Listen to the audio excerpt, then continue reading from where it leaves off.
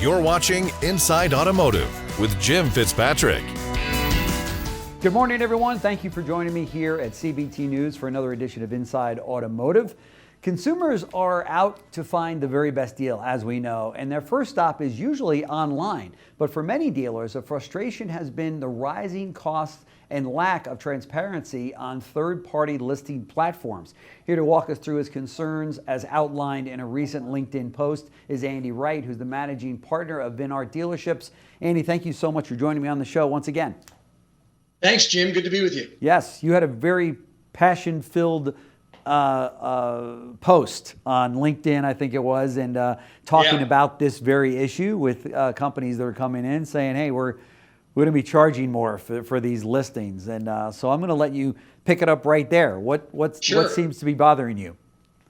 Yeah, really it speaks to a couple of things, Jim. I mean, obviously with the change in administration, whether or not that had anything to do with it, but the cars rule, which we were all concerned about, the impact that was going to have on our industry. Sure. I think that going by the wayside doesn't stop the fact that there is still a need for higher levels of transparency in our industry. Mm-hmm. And I certainly support that, right?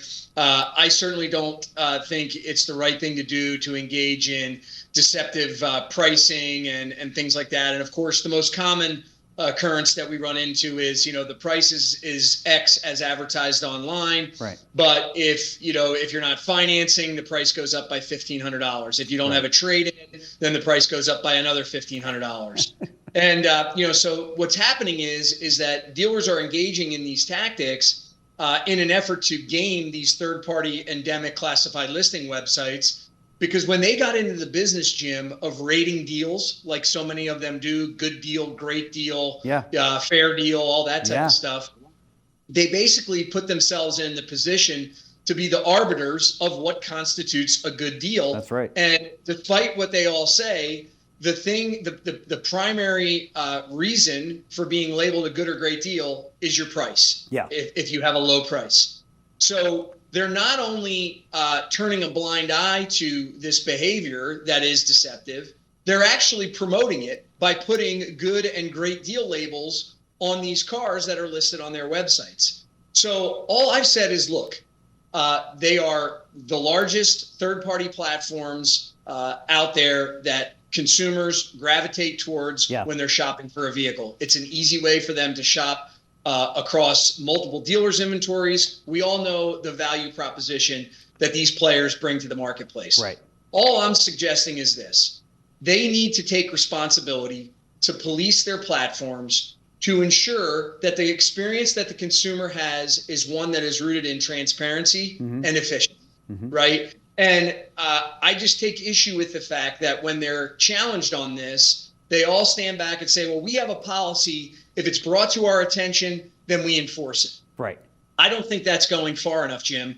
I think it's incumbent upon them to take proactive action. And it doesn't take a lot of effort. All you need to do is go onto their websites. I did it the other day as an example to one of these third-party endemic sites, one of the larger ones. Mm-hmm. I found an example of this within 3 minutes on their website and sent it to them. Yeah. And it's a dealership with a bunch of cars labeled as great deals. But when you go to their website, you see what the rest of the story is. So, I took to social media, to LinkedIn, to express my frustration about this. I've done it before. I did it again this time because one of them just so happened to come in my office and hit me with a 5% price increase. And of course, I said, listen, you want to raise my prices, but you're doing nothing to address my grievances when it comes to this transparency issue. And the last point I want to make on this, Jim, is that this has not only an impact on the consumer, this has a profound impact on dealers because so much of the data that is used in the tools that we all use for the purpose of appraising cars, merchandising, and marketing cars is data that these software systems scrub from places like the third-party endemic sites. And the ironic thing is, a lot of these software systems are owned by this very same companies that operate these classified listing sites. So they're in essence enabling bad behavior. Yeah.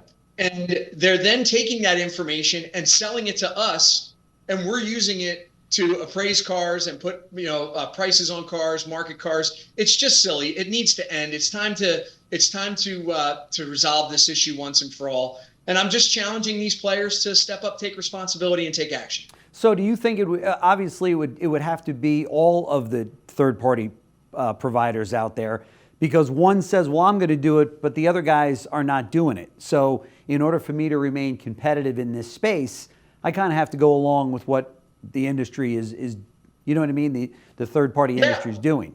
So it's. I mean, listen. Yeah, at the end of the day, none of them have really made a big deal about it. Again, their position is, we have a policy. When it's brought to our attention, we address it quietly.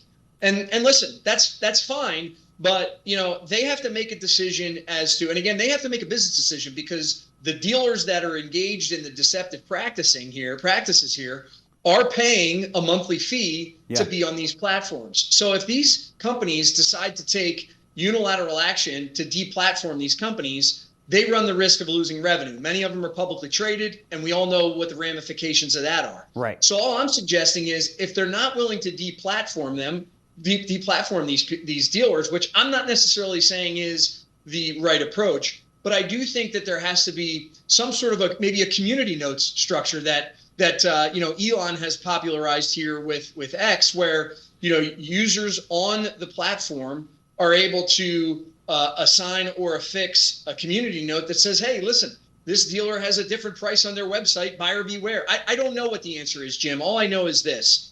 The response that I'm getting from all these companies that we have a policy and we address it when it's brought to our attention is not good enough. Right. And I think it's a mistake for our industry to rely on the federal government or state governments to police this, when we absolutely have the capacity to do it within the confines of our industry, with the people that are involved at these companies. And we don't need the government on this front. There's always going to be deceptive actors out there, but they shouldn't have a platform to do it in this environment, in my opinion, on these third-party websites. What's having the biggest impact in pricing today? Is it interest rates, inventory overall, manufacturer incentives? I mean, or maybe all of the above?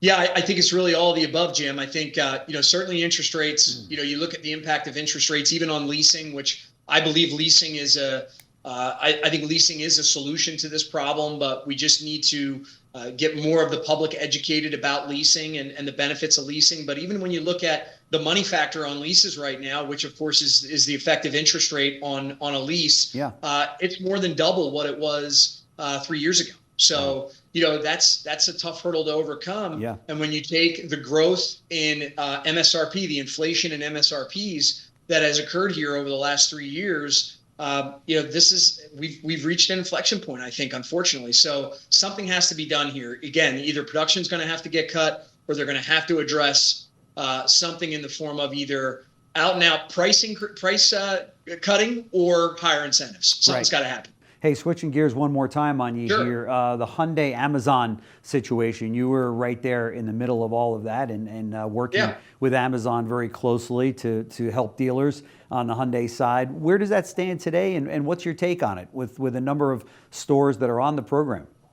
Yeah, so there's some cars being sold. It's certainly not burning the doors down, if you will, Jim. Yeah. But there are some cars being sold. I think, Amazon's learning a lot. I think Hyundai's learning a lot. And I think dealers are learning a lot. Yeah. And I think really what it boils down to is, what's going to be the ultimate comfort level on the part of the majority of the consumer base to transact fully online and on a platform like Amazon. Right. We all came out of COVID thinking that the consumer was going to be moving en masse to online sales. That has not happened. Right. Okay. Right. I think that when you look at the results from companies like Carvana, and even from some of the publicly traded retail automotive companies that have robust online sales platforms, the numbers, the profile of the consumer tends to skew a little bit more subprime. Right. So is that in response to maybe that customer's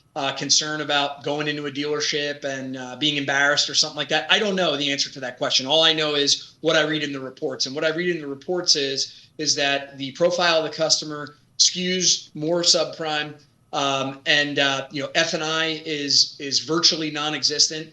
And the average number of transactions that are occurring that involve a trade-in is also around 30% lower than what industry average is. So, I think those are some challenges and some headwinds that are going to ultimately speak to the viability of this thing in mass going forward. But I still think it's way too early to tell, Jim. Yeah. It still sounds like it's in that beta process, right? In that beta testing a little bit, right? Yes, sir. Yeah. Yes, sir. No question about it. Andy Wright, managing partner at Vinart Dealerships. Thank you so much for joining us once again on the show. Very much appreciate you taking the time in your schedule and getting caught up with you here. So thanks, Jim. I love the post. I thought it was great.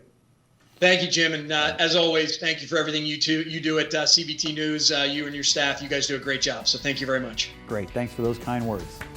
Thanks for watching Inside Automotive with Jim Fitzpatrick.